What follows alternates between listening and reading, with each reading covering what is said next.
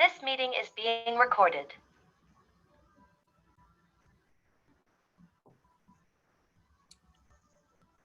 Afternoon, everyone. We'll just keep an eye on participant numbers, and then we'll kick the webinar off once participant numbers start to flatten out. Whilst we're on, if you can just drop into chat, the usual stuff we do for South Yorkshire, drop into the chat where you're from, where in the world you're dialing in from, anything you really sort of want to chuck in about the presentation. We'll catch up on chat as we get rolling. Points to note is if you've got a question, we'll be taking questions at the end, but make sure your questions go into the Q&A rather than the chat function, because the Q&A gets kept and the chat doesn't. It's volatile, we lose that. So it's something to bear in mind. So if you can just keep dropping into the chat, we'll just keep watching the participants and we'll just sit quiet for a couple of minutes until the numbers start coming in. Thanks.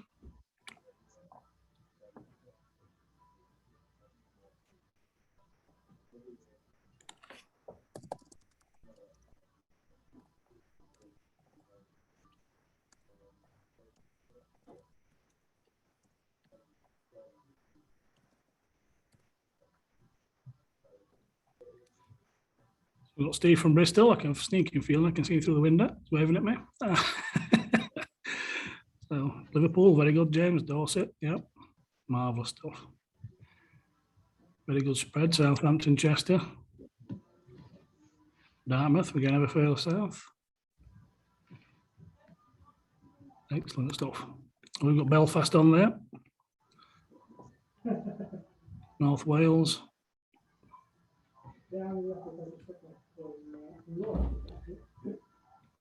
Glasgow. I think Belfast's winning at the moment. Down to spread.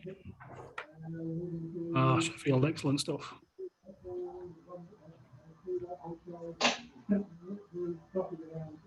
Handloom Holdings. Hi, Tony. North Sea, got some offshore coming in. Mallorca, we're very jealous, Graham. More from Belfast, excellent, loving this. Okay, we'll give it maybe one more minute. Participants seem to be slowing down a touch. 19 from Bristol, as you might expect. Afternoon, Dave.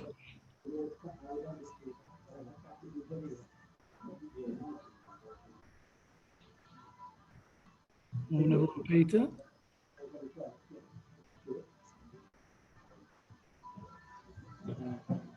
Excellent stuff. Really good spread.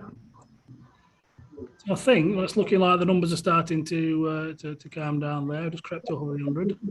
So I think what we'll do is we'll kick things off and we'll welcome everyone to the South Yorkshire IET webinar for this afternoon, looking at CE marking. I'll just hand over straight to Christopher, but a bit of housekeeping. If you've got questions, drop them in the Q&A. Anything you just want to chat about, drop it into chat. We do lose chat afterwards. We keep the Q&A and we can answer any Q&A that we don't get round to afterward.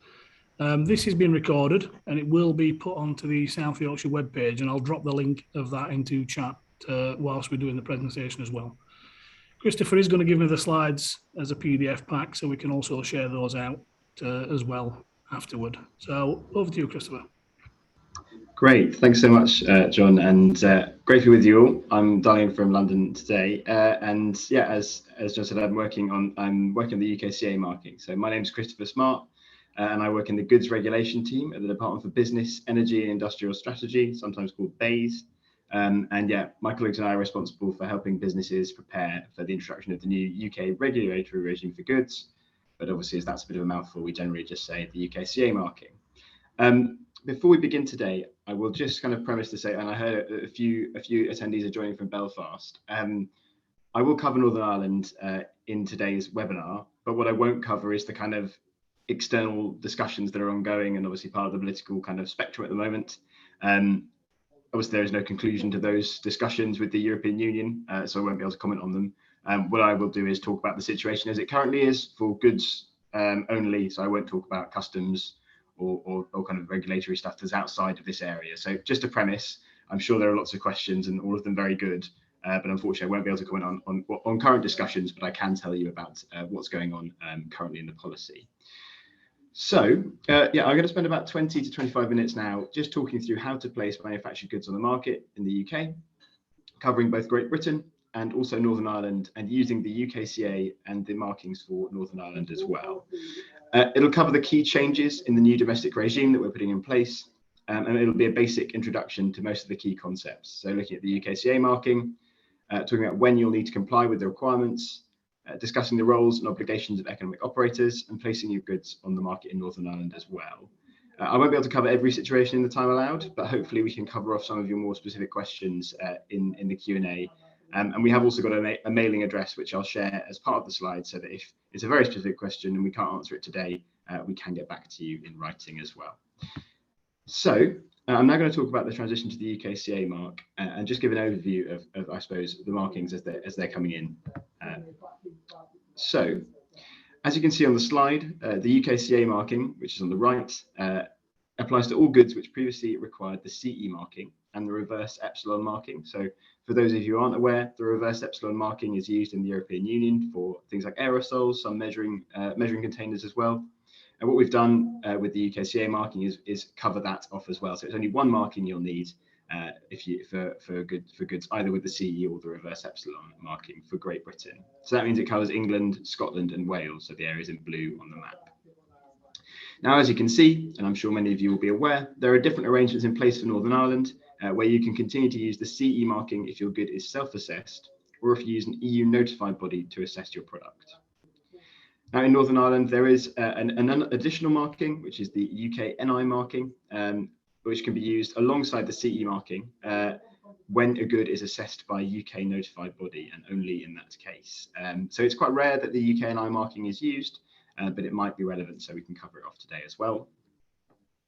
But it's important to emphasise that since the 1st of January 2021, when this regime was introduced, the essential requirements and standards used to demonstrate compliance for new approach goods in Great Britain have remained the same. So this means that if you previously self-declared when you used the CE marking, then you can also do so for the UKCA marking. And also it's important to note that providing the product meets the requirements for each marking separately, you can use both the CE and UKCA markings on the same product. You've just got to have separate documentation for each market. So one for the EU and one for Great Britain as well. So I'm going to talk a little bit about timelines now. And I think the most important date that I'd like you to kind of take away from today is the 31st of December 2022 deadline. As after this date, most products, with the exception of medical devices, which I'm happy to talk about a bit more in Q&A, must have the UKCA marking. So as you can see on the slide, the medical device rules recognise the CE mark for slightly longer. You'll have until the 30th of June 2023 to transition to the UKCA marking. But it's important to note these are the final deadlines. So we do strongly encourage you to begin preparing as soon as possible, particularly if your product requires third-party testing, as this can take a bit longer. So just to be aware, it's worth speaking to your conformity assessment body as soon as possible to understand what you need to do in that case.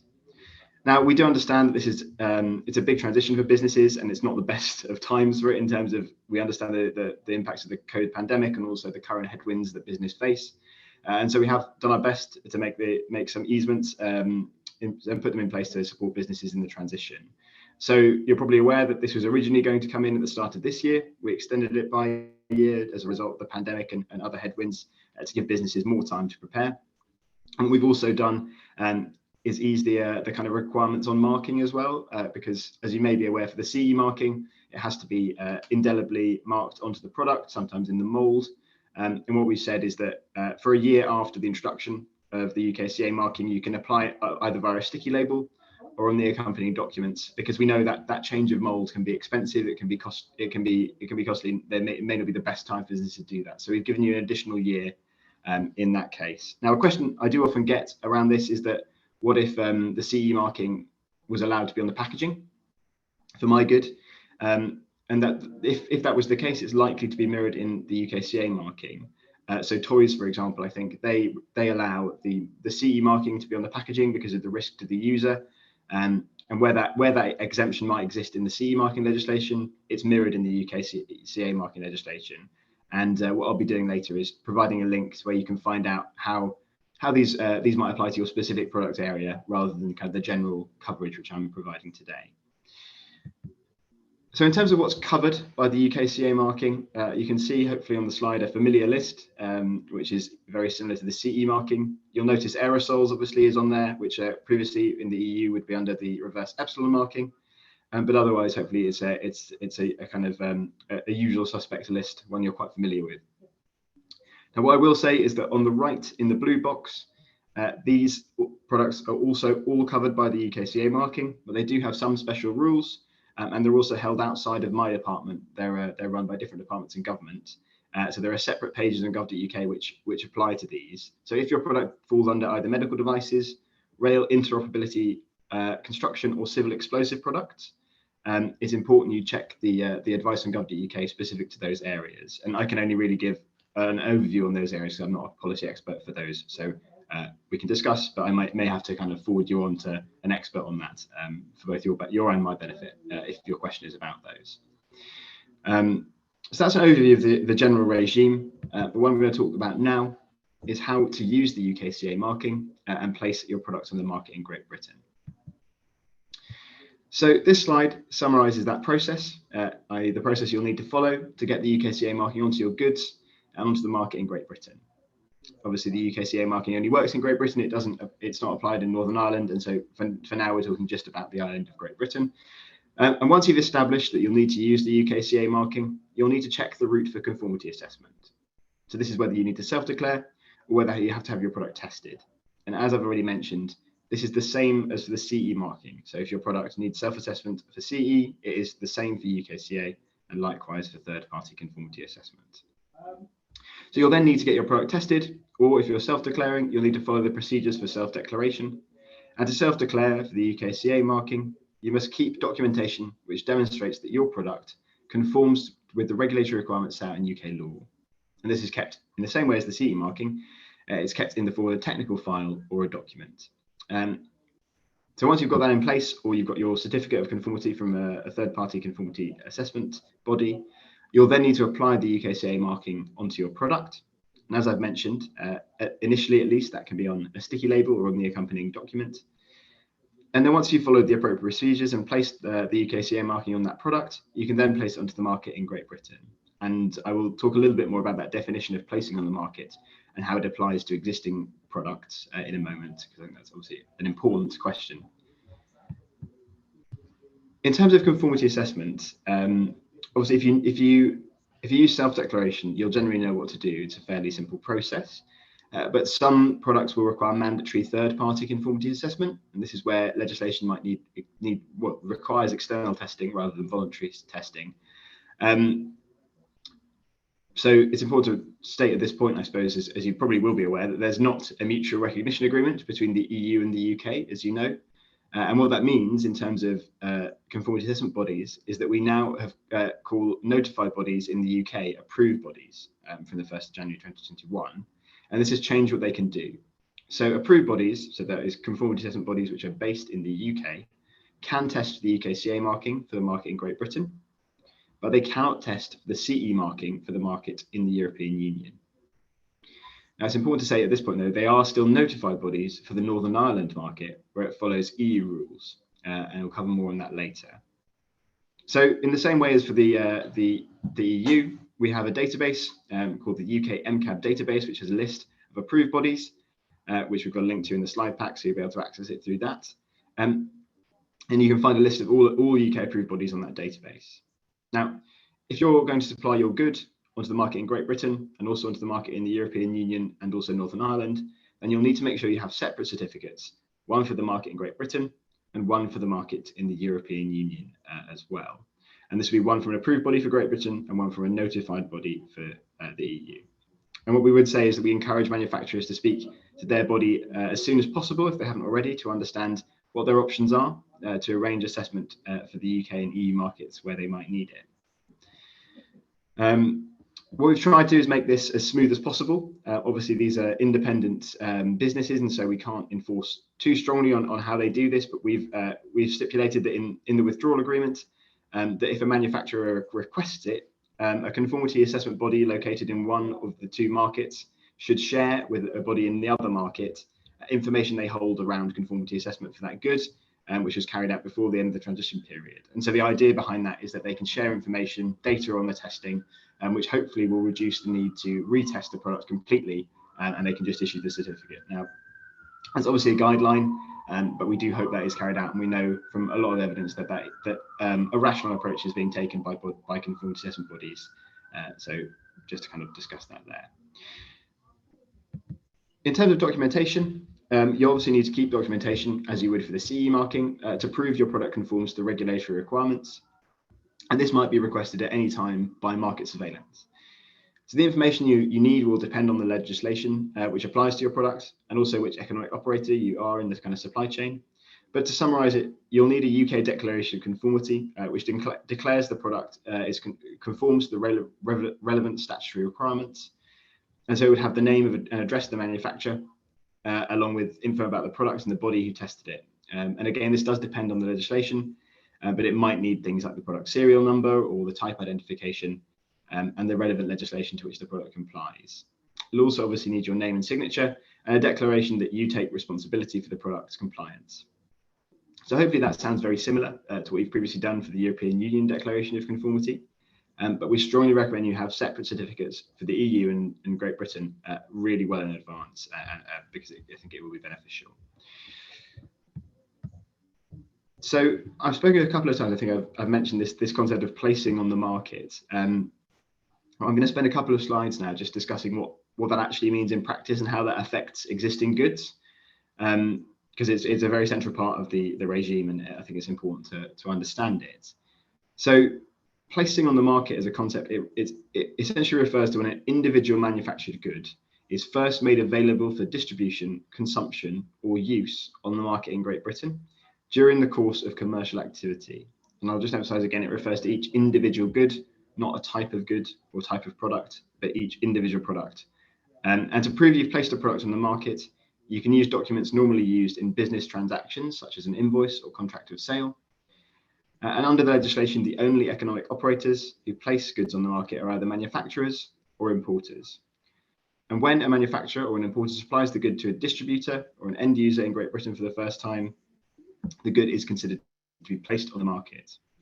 Any subsequent operation is defined as making that available. So if, say, the distributor then sells it on, or the end user sells it on once they've used it and they want to sell it on as a second-hand good, that's known as making it available. What's important is that when a good is made available, it must comply with the legal requirements that are in place at the time it was placed on the market. And this is the crucial point. So yeah, it's when the good is placed on the market is the point in which it must comply with the rules at that time. So if you place the good on the market before the 1st of January 2021, you don't need to do anything for these individual goods placed on the market in Great Britain. You don't need to relabel them. They can have the CE marking and continue to circulate to their end user as long as it takes for them to do so. It's worth flagging here that there is some legislation which refers to a term called putting into service, and this takes place the first time a good is used in Great Britain by its end user for its intended purpose. Now, if the legislation you're looking at for your product area, I think this is really about machinery, if it uses both placing on the market and putting into service, then the requirements for UKCA must be met before either of these two happen, so whichever is first. But again, it's important to check the individual regulations to understand how it affects your goods. So outside of the definition, which obviously is a bit kind of, I suppose, academic, in terms of how this actually affects goods, I'm going to try and just kind of outline here on this slide what that means for products. So as I mentioned, under the terms of the UK-EU withdrawal agreement, any goods that were placed on either the EU or UK markets before the 31st of December 2020 can continue to circulate between both markets until they reach their end user. So that's because at that time, they were part of a single market, they were placed on a single market, and so therefore they've been placed on the market for the first time with the correct marking at the time they were placed on it, and so they don't need to be relabeled. Now, what we've done as well is that as the UK government is we've introduced legislation, which means you can continue to place CE marked goods on the market in Great Britain until the end of this year, and as I mentioned at the start of the presentation. So any good that's placed on the market before the end of this year can also have a CE marked good. You won't need to relabel it next year. As long as it's been placed on the market, it can reach its end user without needing to be relabeled. But from the 1st of January 2023, the manufacturer will need to follow different rules when placing a product on the market in Great Britain. So as you can see on the slide, we've kind of visualized this with the example of a printer. There's a cutoff date in the middle, which is the 1st of January 2023, when the UKCA marking becomes mandatory. So for a printer that was placed on the market in Great Britain for the first time before the 1st of January 2023, you can either use a CE marking or you can use a UKCA marking, because of course you can use the UKCA marking now. Some of you might have seen it out in the world. And any CE marked goods placed on the market before this date, they can continue to circulate to their end user. So again, this is all to avoid businesses having to do costly relabeling. And so if it's placed on the market, can circulate, there's no need to relabel. But for a printer of the same type, but a different individual printer, which is placed on the market in Great Britain after that cutoff date of the 1st of January 2023, you must use a UKCA marking for the market in Great Britain. But of course, that can be attached via a label or on the accompanying documents, at least for 1 year. But the CE marking can't be used. And so that hopefully demonstrates exactly how this differs. And again, it's to try and reduce the amount of relabeling businesses have to do, because we understand that often the regulations are the same at this time, and so it's not necessary to relabel everything if it's still perfectly safe to use. So I'm going to press on now and talk a little bit about economic operators and their roles and responsibilities. I'll then talk about Northern Ireland, and then we'll have time for questions. And sorry if there's a bit of background noise. Some thunder's just coming in, so I do apologise about that. In terms of economic operators then, the manufacturer, well, the key economic operators and how we define them are on this slide. And the manufacturer is anyone who manufactures a product, or anyone who has a product designed and manufactured and market it under their own name or trademark. So this is important to be aware that if you do sell own branded goods, even if you don't physically manufacture them yourself, you will be considered the manufacturer from the legal perspective, and so you'll need to be aware of what you need to do. You're an importer if you're the first person to place goods on the market from an external market, and it's important to note this definition is different to a customs definition. For our purposes today, an importer is anyone who brings a third country product into the UK and supplies it onto the market in Great Britain. A distributor is a person other than the manufacturer or the importer who makes goods available on the market. And lastly, an authorised representative is a person or business appointed by the manufacturer to undertake specific tasks on their behalf. And so that might be holding, for example, some of the declarations of conformity and acting as a legal representative in the market for a manufacturer which is outside of Great Britain. So in terms of legal responsibilities, how they might have changed, economic operators should probably be aware that they might have had their roles might have changed on the 1st of January 2021 because of the UK's departure from the European Union. And so UK-based distributors of EU goods may become importers and vice versa. And compared to distributors, importers have additional duties to ensure their product is compliant with product standards. For example, they must ensure their address is on the product. In terms of another change that's good to be aware of, authorised representatives must be based in Great Britain or Northern Ireland for the market in Great Britain.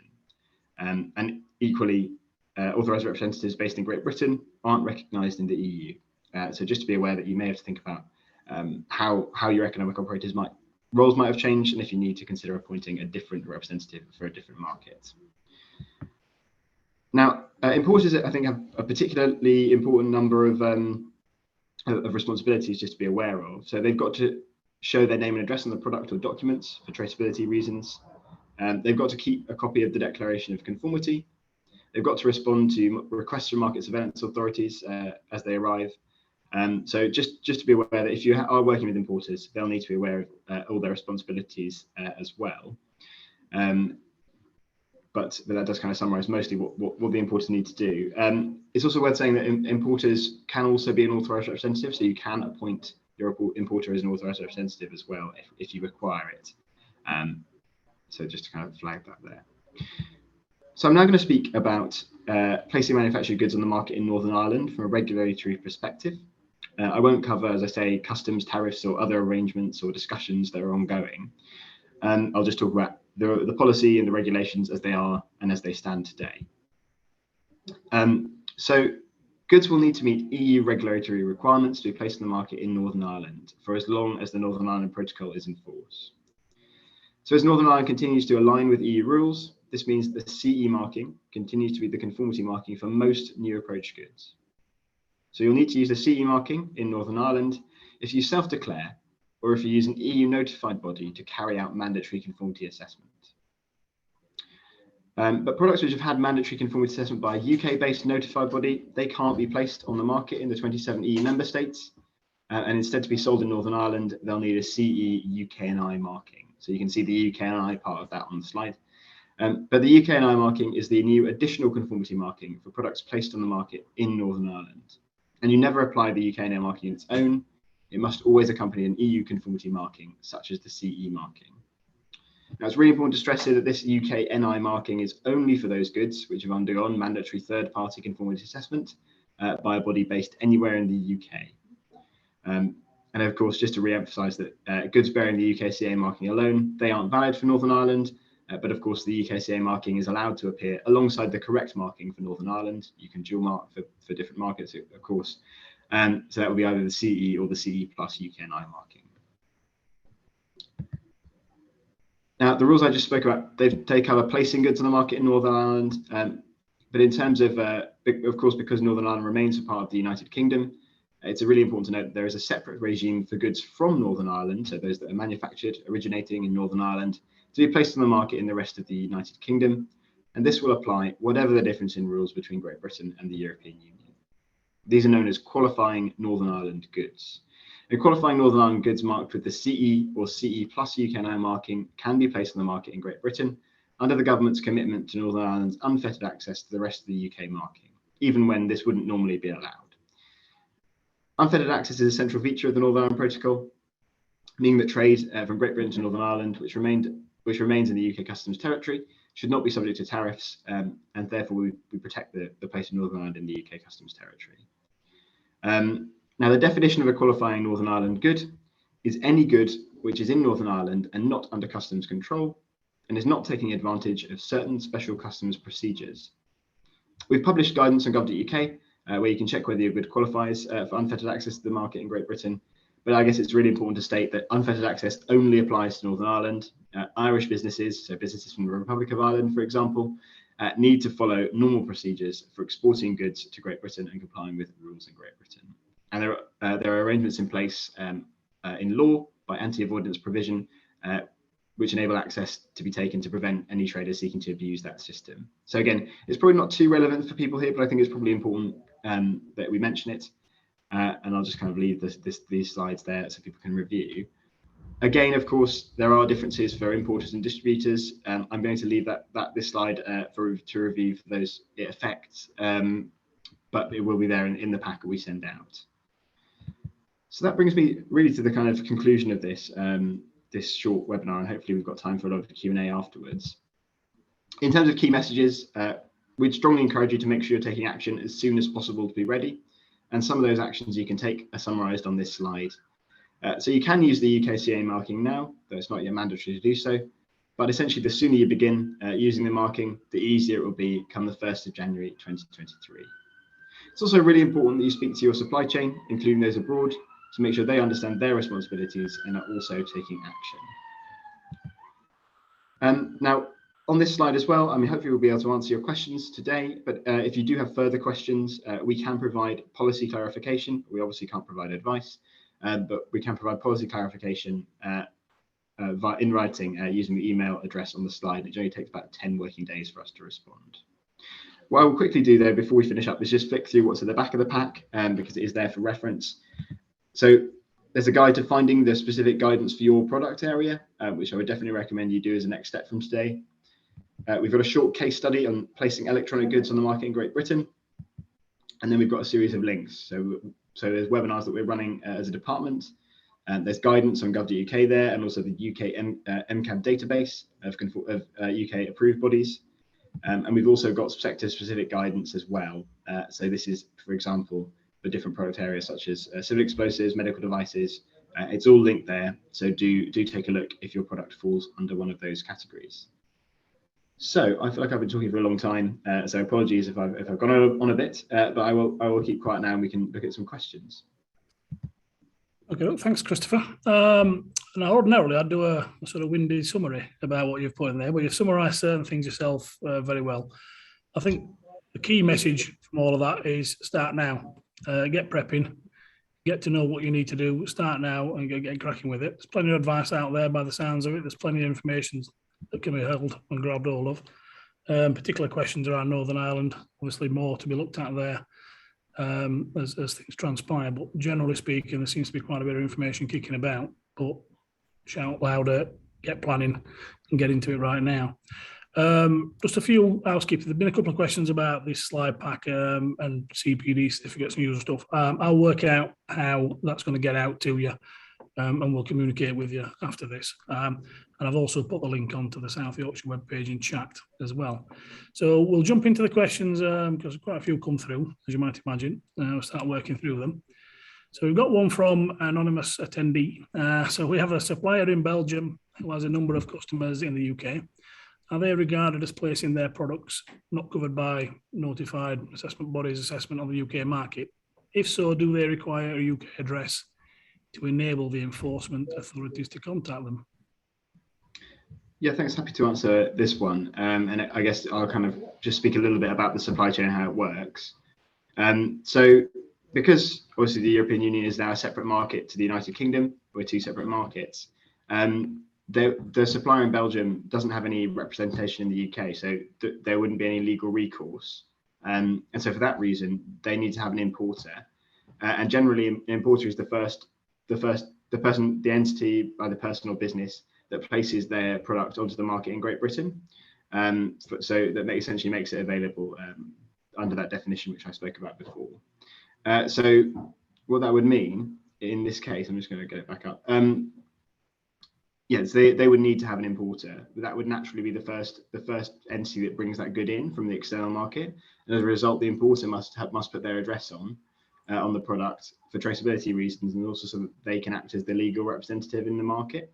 And so, yeah, in that case, they'd need to have a UK importer. They wouldn't need to own the address necessarily. That business wouldn't necessarily need to own the address, but they'd have to have an entity that they work with that has all the documentation.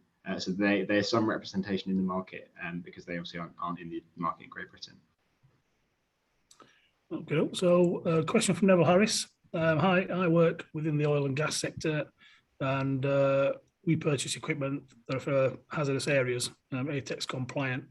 We are aware of the end of 2022, all ATEX related equipment is UKCA marked. However, we purchase many items that are manufactured in Europe, to which will be certified in Europe notifying bodies.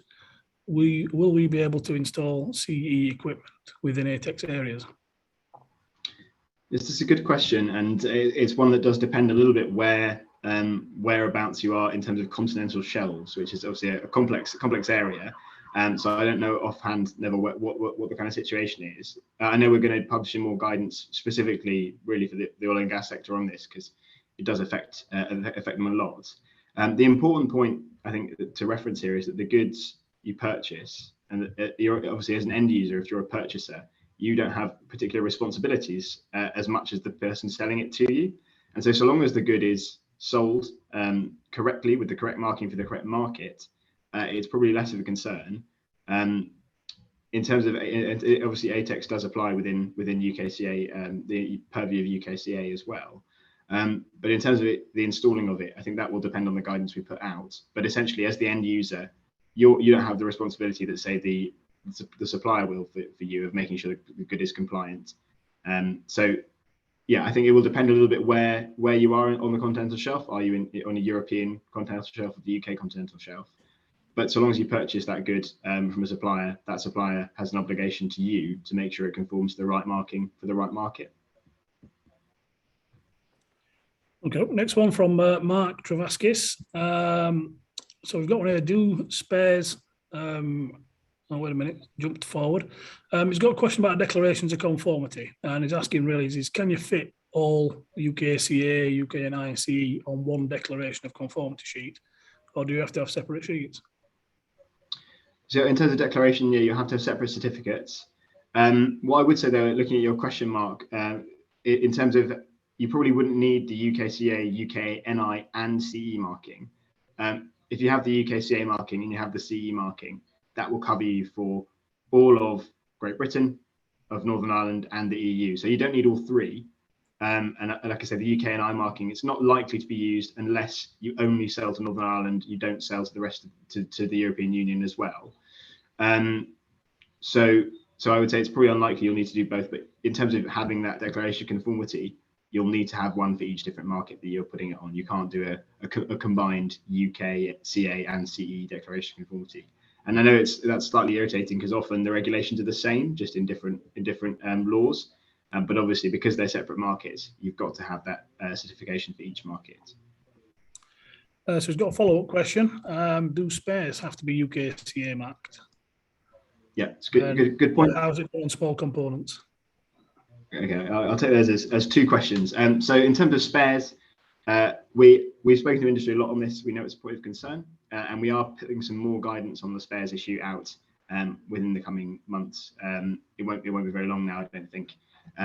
So basically, keep your eyes on that because we're very aware that this is a concern, and we're kind of putting some more guidance on how it will work for spares shortly.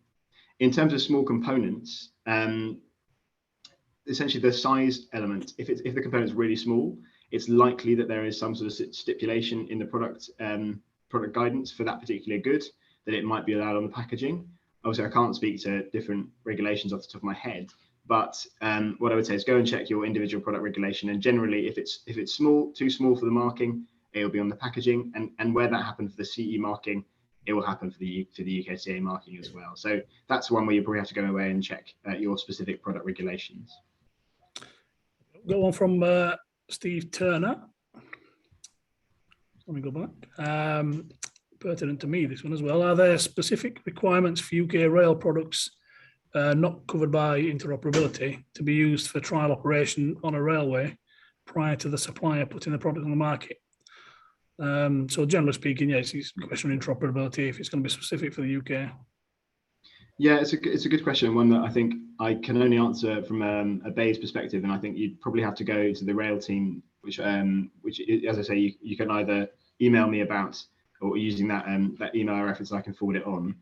I think it's probably the best to get a proper answer. What I will say for BAE's product areas, and I don't know about the DFT ones, is that for prototypes that aren't ever being used by a customer, so they're operated completely by experts, they don't necessarily need the UKCA marking if they're a prototype that isn't in any contact with a customer, because they're not considered finished products. But I don't know whether that applies to railway goods. So if it's okay, Steve, to make sure you get the correct answer, if you can email that address, goodsregulation@baes.gov.uk, it's in the slide pack, then we can send it to the rail team to make sure you get the right information for you. If you can, Christopher, could you drop that into the chat as well, that link as well? I will. Goods. So I must get a moment to do that.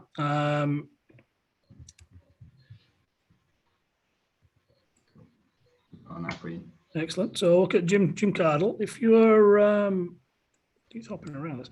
If you're the manufacturer in the UK, do you need an authorised representative in the UK, or can you fulfil that role yourself on your declaration of conformity?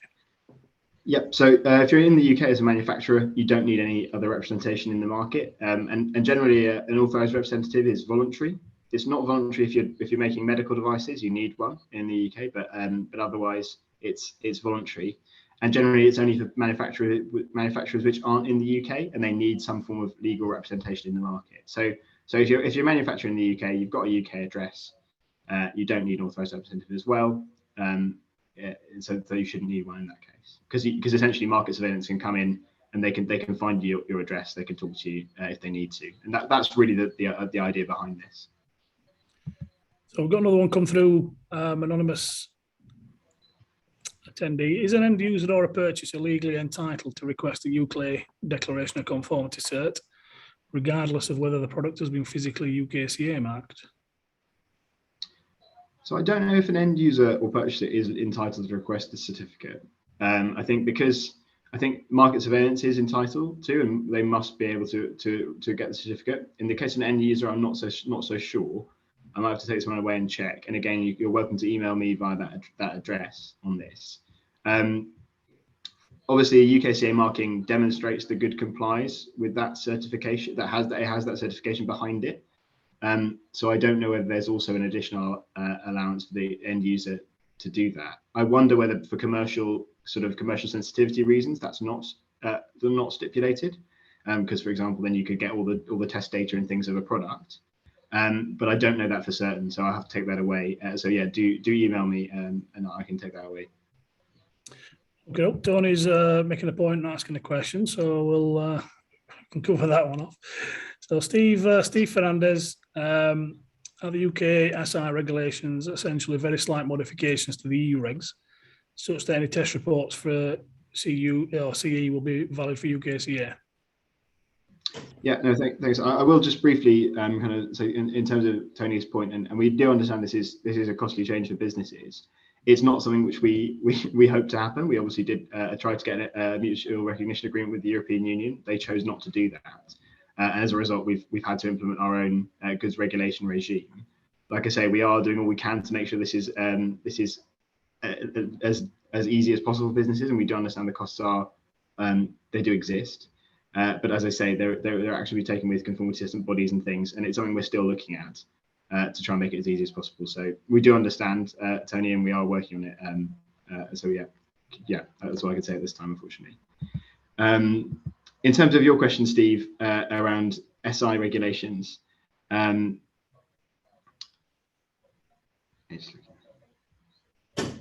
yeah. So in general, I'll speak to this about general rather than to the SI.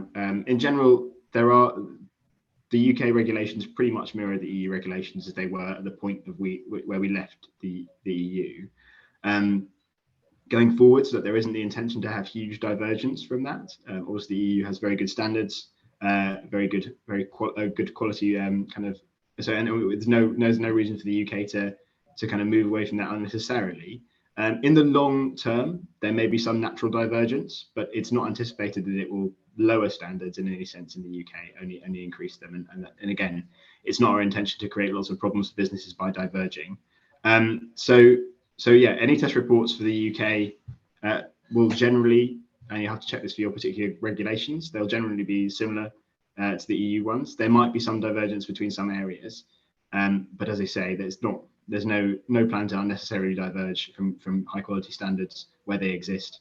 And so generally the reports will be very similar, and there might be some exceptions to that, but in most cases it's unlikely. That's good news from that point of view. So one from another anonymous attendee: as part of a multinational company, we functionally specify bespoke equipment which is then designed and built in the EU. Does this equipment require CE and UKCA marking, even though we are the importer end user? So yeah, in terms of if you're a multinational firm and you've got a subsidiary body in the UK, then you'd be placing that good on the market in the UK as that entity, and it would obviously still need the UKCA marking if it's going onto the market in Great Britain. Any good that's made available in the market in Great Britain or placed on the market, that needs the UKCA marking from the 1st of January 2023. That's irrelevant as whether it's still in the same company. If it's being sold, it's essentially as a transfer of ownership or possession on the market in Great Britain for the first time, then that's when it needs to happen. I can't quite tell from the question here whether it means that they don't actually, it never leaves their company. Essentially, it's still owned by them the whole way through, and they are the end user. I can't really tell from that. So it might be something you can follow up with me on. But yeah, essentially, if that good is made available during the course of commercial activity for sale or any other kind of making available of that product for the first time, it will need the UKCA marking. So yeah, I hope that answers the question, but like I say, depending on your circumstances, you might want to come back. Okay, so we've got one from Richard. Tangential question. One of the big additional conformance requirements for electronic products is in the EU is the REACH conformity. Is this still required in the UK?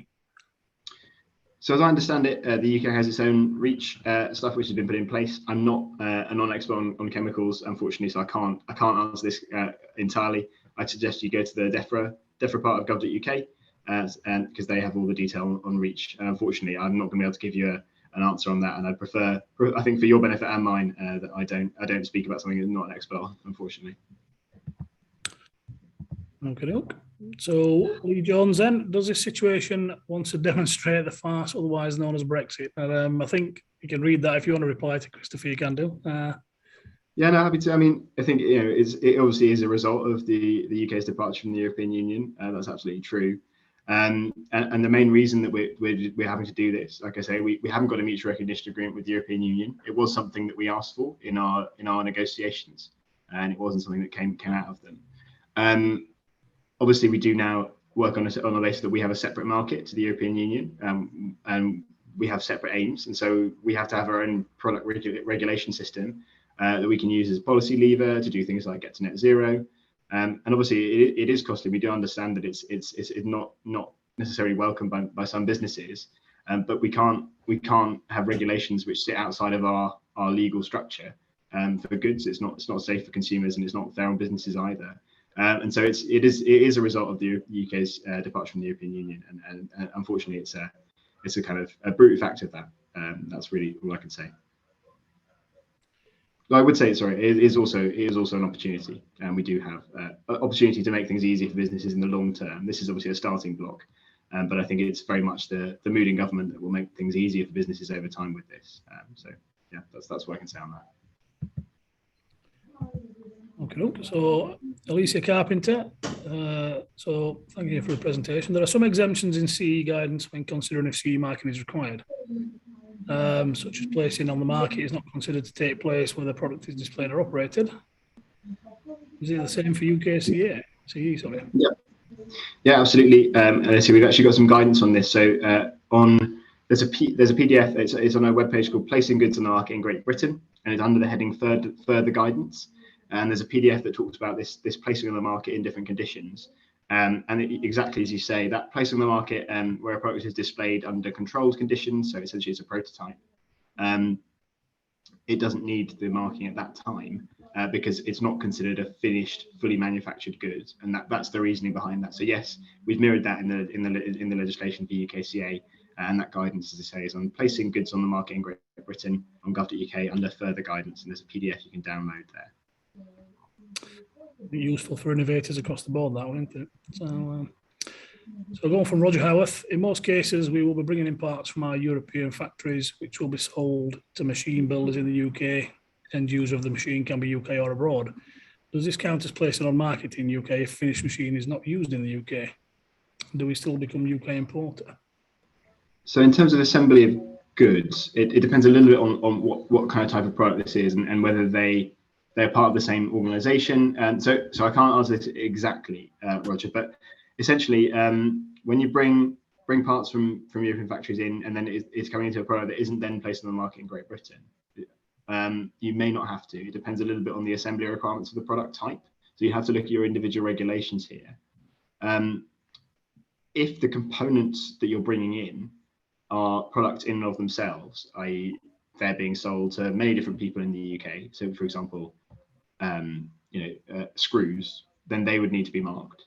But it does depend a little bit on the product type. And so I would have to say you'd have to read your product legislation here on that A to Z of industry guidance. So if you search A to Z of industry guidance on Gov, it'll come up on gov.uk. It's got different PDFs which you can download for different product areas, and it will give you a lot more information. And you can also obviously go to the regulations themselves. They're a bit heavier, but I'm sure you're very familiar with them. So good question here from Lee Jones. Do you intend to tighten regulation on the plethora of products marked with CE for China export on Amazon and eBay examples? Yep, absolutely. I mean, that's another benefit of this is that we have control now of how we regulate, and we do know that there's a lot of products which come in which aren't conformed for the correct markings for this market, and that obviously puts those scrupulous manufacturers which do take the time to make sure and test products at risk unfairly, and also puts consumers at risk. So the Office for Product Safety and Standards, they've finished a consultation called the Product Safety Review, and they're now looking at the results of that consultation. We'll be publishing more on it, but it will look at how we kind of crack down on this, how we make sure the products are safe, and also don't then put UK manufacturers at risk as well in terms of competitiveness too. So it's something we're looking at. Again, it's something which we're now able to do fully because we control the regulations. So it's a really good point, Lee, and something we're looking into. So, interesting question from Mark Carter here. Do products that are only used by your own company and not sold, do they still need UKCA marking? So they may not need it, because in that end, it depends where you buy them, essentially, I suppose. And so if you're buying them in the UK, then they will have the UKCA marking because they'll be sold there from the Great Britain, at least from next year. If you've bought them, but you're moving them within your own company, even if say to a subsidiary in the UK, and they're never, there's no transition of ownership, there's no transfer of ownership, excuse me, and they don't change hands in that sense. They aren't ever made available for the first time on the market in Great Britain. Then you may not need to, and it just depends very much on that. And so I would encourage you to look at that same PDF I referenced, just to understand that place in the market, because that's the cutoff here. That's how you establish whether you need the marking. So yeah, it's potential that they don't, but it depends obviously on your circumstances, Mark. Okay, so I think we've got about 10 minutes left on the clock. Well, we've already got 5 questions. Hopefully we can get through these, but we've got one from Tom, just looking at the supplier machinery regs. The sentence requiring the authorised rep being in the EU is removed, but it isn't replaced. From the slides, it sounds like this is required to be a UK person, but you can't see where it's stipulated in the regulation. Yeah, so supplier machinery, Tom, you're right to highlight it, is slightly different because it's older legislation. And so in that case, I think the term is responsible person rather than authorised representative in that.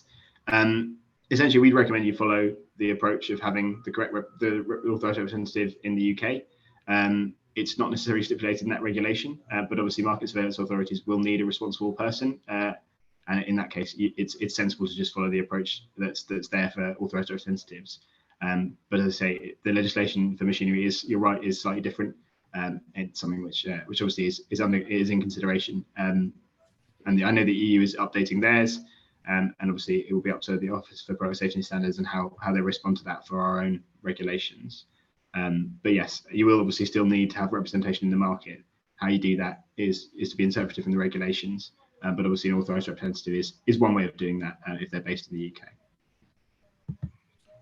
I think Peter Norman is making a point. It's probably a good one. This is the end user will want the correct documentation for audit records. Certainly something we think about from a railway point of view. So if the worst does occur, that you've actually got the audit trail around that.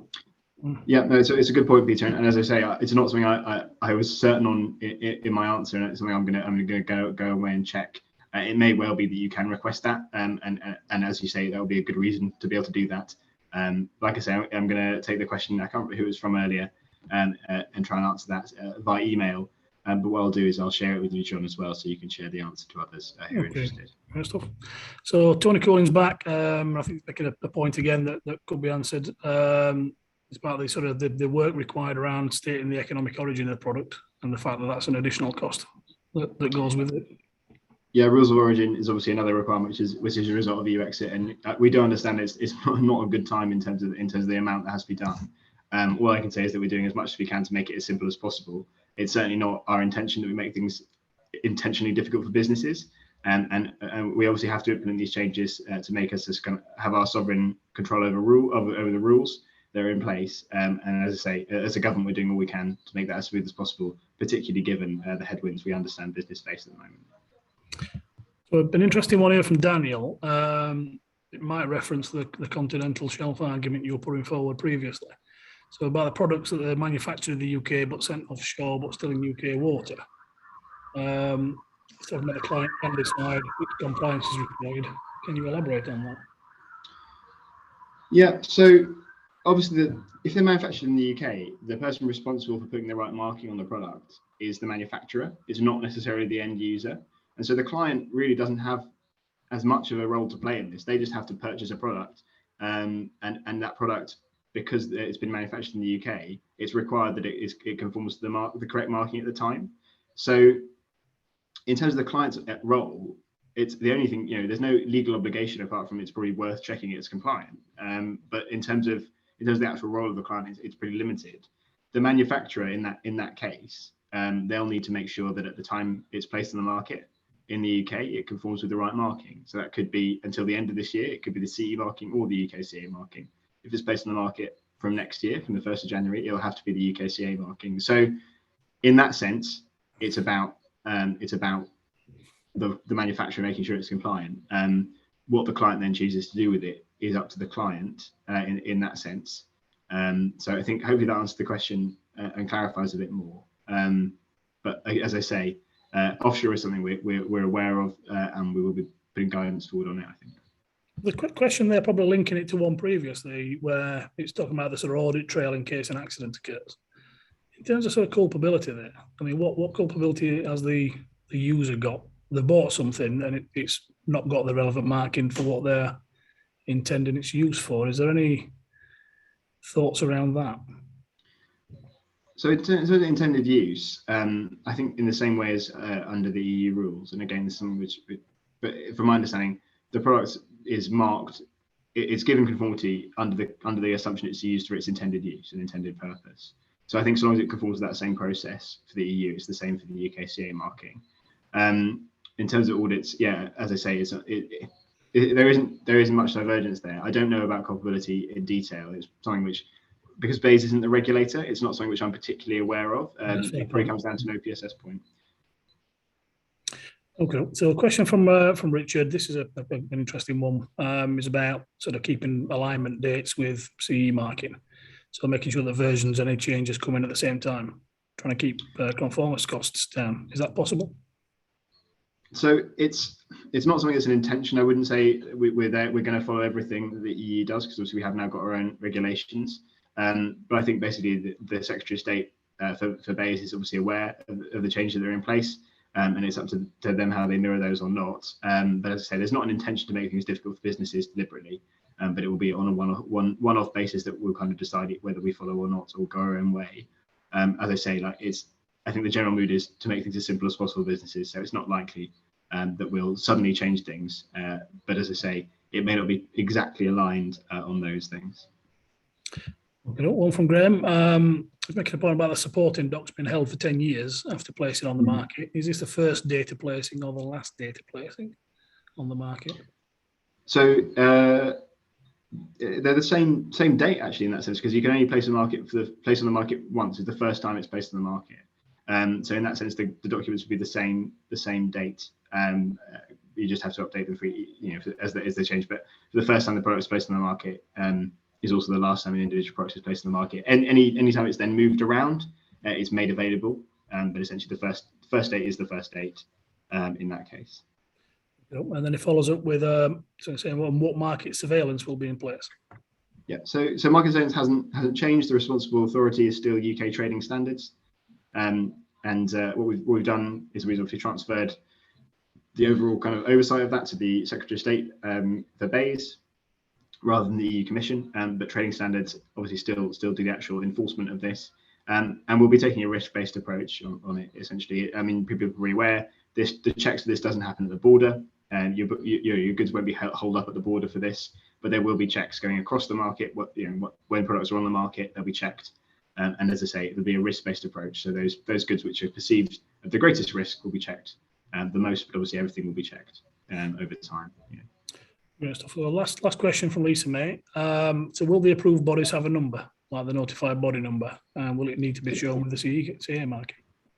Yep, they will have the mark, and some bodies will have a notified body marking, and some bodies will have number, and some approved bodies will have so for example, I know there's plenty of bodies that work across, say, the Netherlands and the UK, and they'll have different numbers for each one. It won't be the same. But they will have a number, and you have to include it if that's stipulated in your product regulations. So if you did for the CE marking, you'll likely have to for this one as well. Great stuff. Okay, so we'll wrap up on Q&A there. Bang on time, so very good. So I think, just in summary, I think what we can see is Christopher's very well up to speed on things. I think you've answered questions from a really broad range there, and answered them well. But I think we're all much better informed than we were, I think, prior to that. You've also pointed us in the direction of quite a lot of decent information as well. So this presentation obviously is going to be available to you with this slide pack that comes with that, web links that can point you in the direction of more information for you. So I think in general, it's looking like there's quite a bit of information out there. The message still I'm taking away from this is that it's still about being prepared and starting now. Don't wait. Don't hang about for something to change, because it's not going to do. It's a case of cracking on now and getting up to speed and getting things in position for the 23rd or 23 cut-off dates. So if we wrap up at that, then just finish off by telling you there's a couple more webinars coming up to keep out on the South Yorkshire webpage. The next group will be about hydrogen and fuel. We'll be following up again with some combined presentations with institutional railway operators after that as well. So they're the ones to look out for. But I'll just finish off by saying thank you to Christopher. It's been great to have you on here, and we'll say goodbye at that.